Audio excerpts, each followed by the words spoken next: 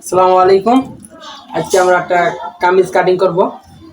তো রেডিমেড যেহেতু কামিজ, ফরম পার্টটা তো সবাই চিনে, ব্যাক পার্ট আমি 2 ভাঁজ করে নিছি। তারপর হচ্ছে ঘাড়পুটের মাপ হচ্ছে, যেহেতু স্বাস্থ্য আছে অত 7 ইঞ্চি। আরমল আরমল হইতেছে 6.5। আমি এবার হিপের মাপটা নিয়ে নেব।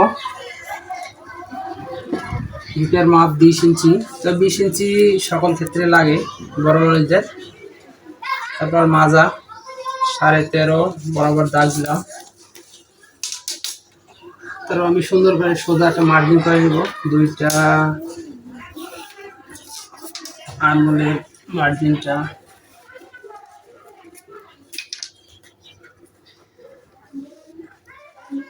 তারপর এবার আমি মেজারমেন্টটা করে নেব। এই দেখেন, মেজারমেন্ট যেহেতু আমার আছে 41, 35, 40। তো 41কে 4 ভাগ হবে। 4 ভাগ হলো হচ্ছে 10 ইঞ্চি 3 ফুট, অর্থাৎ 10 ইঞ্চি 3 ফুটা। তারপর হচ্ছে 35,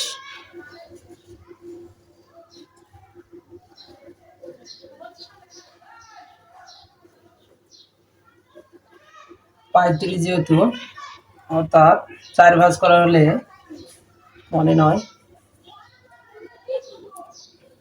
তারপর হিপ হতেছে 40, অর্থাৎ 40-এর 4 ভাগের 10। আর এই দেখেন, আমি অ্যালার্মে রেখেছি 1 ইঞ্চি করে, কারণ এটা সবসময় অ্যালার্মে রাখতে হয়। তাহলে দেখা যায় বাড়ানো আটানোর জন্য ভালো এক্সেস কাপড় থাকে। আমি ওই মার্জিনটা দিয়ে নিলাম।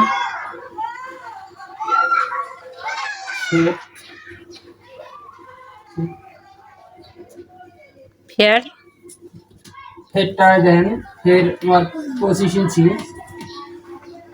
ফের একটা 25 ইঞ্চি দিলাম।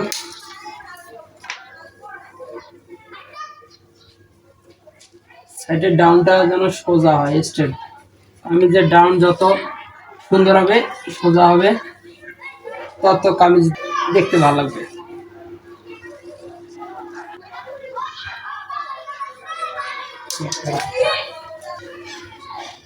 এই দেখেন শেপটা, দেখেন মার্জিন করে নিছি আমি। এখন কেটে নেব। বিসমিল্লাহ। কাপড়টা আমি কেটে নিচ্ছি, কাটিং করতেছি।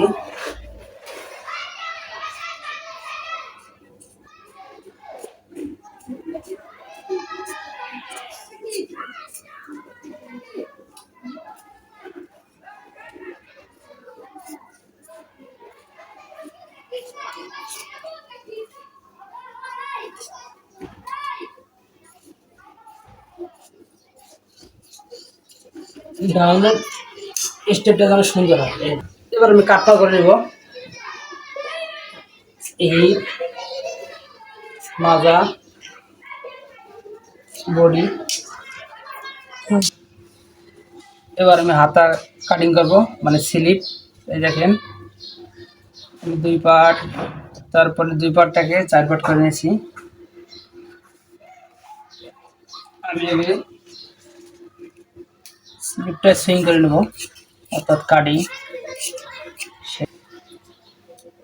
লং। স্লিপের মুখটা হচ্ছে 6 ইঞ্চি।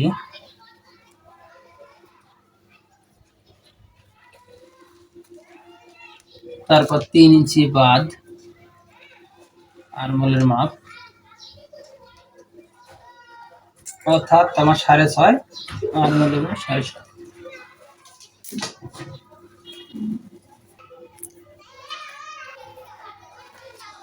দেখেন আমার মার্জিন দেওয়া শেষ, আমি কাটিং করব।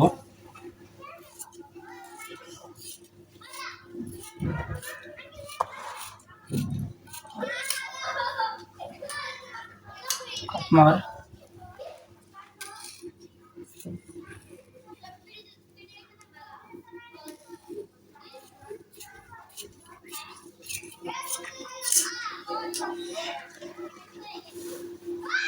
শেষ স্লিপ কাটিং।